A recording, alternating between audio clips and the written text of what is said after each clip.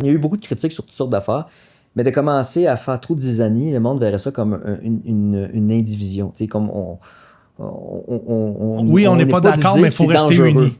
C'est comme ça, faut pas oublier que c'est comme ça que la Crimée a été prise, le Donbass à l'époque, en 2014. Il y avait une révolution interne.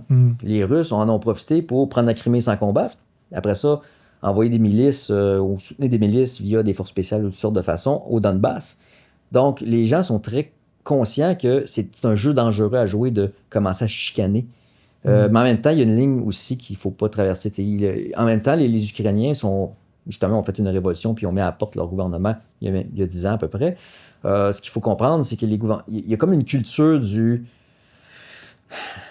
la rébellion, moi, je te dirais, puis de l'initiative personnelle qui est très forte en Ukraine. Donc, ça peut. Donc, ça commence par une guerre civile pour Oui, renverser les gouvernements? Les Ukrainiens sont fiers de dire, c'est une des raisons pourquoi ils sont critiques envers les Russes. Ils vont dire, mais si vous n'êtes pas d'accord, renversez le gouvernement. Nous autres, on l'a fait.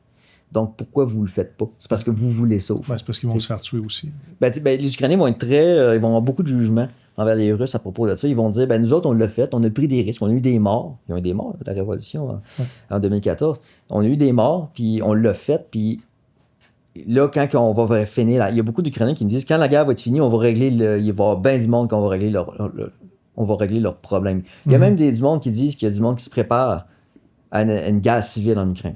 C'est-à-dire, il y a beaucoup de monde qui étaient des ennemis, qui aujourd'hui s'unissent, mais qui sont vraiment... il y a une certaine hostilité. Il y a une certaine hostilité latente.